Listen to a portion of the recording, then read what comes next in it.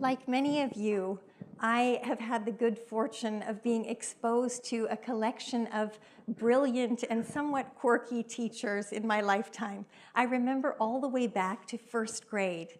And this was in the 1970s in Canada when children still learned to read in first grade.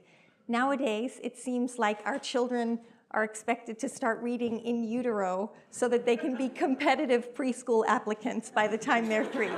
But back in those days, I was still learning to read, and my first grade teacher came in one day wearing a trench coat with something bulky hidden inside, and her eyes sparkled as she pulled out a magic E.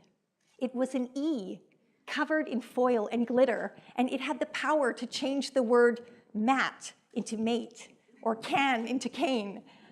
I still remember the look in her eyes, and I saw that look a couple of years later when one evening late at night, I snuck out of my bed and I peered around the edge of the sofa while my older sister was watching an episode from the TV series Fame. Some of you might remember that TV series. If you learned to read in first grade, you might remember that series. But there was a dance teacher called Lydia Grant, and she looks at her students at one point and says to them, "You want fame? Well, fame costs. And right here is where you start paying, in sweat." I was fascinated. I mean, the concept that a teacher could have something so valuable that the students would want to pay for it in sweat, that blew me away. I would like to say that that was the moment when I decided to become a teacher, but that was the moment that I decided to become a professional ballet dancer. My parents, who were both academics and both immigrants to Canada, they had given up so much to provide educational opportunities for me, and they weren't thrilled with their daughter's professional aspirations, but they let me continue dancing through school as long as I got good grades and continued practicing my violin. And then at the age of 17, I told them that I wanted to go to Germany to attend the best ballet academy in Europe. And I begged them. I told them it would be a cultural immersion experience. I told them I would learn another language. I told them I would take university correspondence courses while I did this. And finally, they agreed. And I found myself in Germany at the age of 17, face to face with the real-life version of that dance teacher. She was a Romanian former prima ballerina. And yes, that is just as terrifying as what you are imagining right now. She lived and breathed dance. Every arm movement had to be executed to perfection. Every finger had to be exactly in the right place. The nicest thing she ever said to me after 2 years, she said, "Maya, the most rewarding thing for a teacher is to make something out of nothing." And I was so flattered by that compliment. It was so nice. But she had made something out of nothing because I got offered a job with one of the biggest German ballet companies, and I did that for 8 years until I started to realize that my parents had been right. And long-term, professional ballet was not the best choice for me.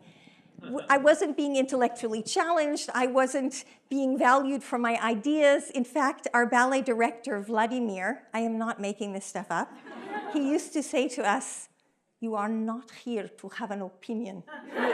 You are here to dance."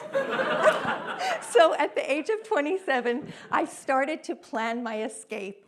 But I couldn't just go home and admit that I'd been wrong. So I thought, what if I would apply to a world-class university and get accepted? I took the train to Berlin to a university fair they were having, and I returned with a paper application for Stanford University. And 3 months later, a big envelope arrived at my dressing room door.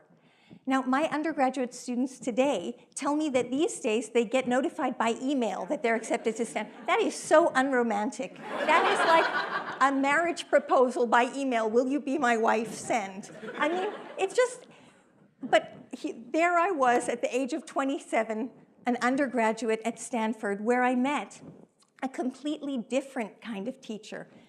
teachers who asked me about my ideas, teachers like Anne Friedlander, Anne Fernald, and Russ Fernald, who really were so passionate about their areas of study that it was almost impossible not to share that passion. Afterwards, in medical school, I also met a physician who runs one of the largest maternal and child health clinics in Cape Town, South Africa. Her name is Ingrid Leroux, and she inspired me to study children's health and nutrition. And she had been working in that job since the year that I was learning about the magic letter E.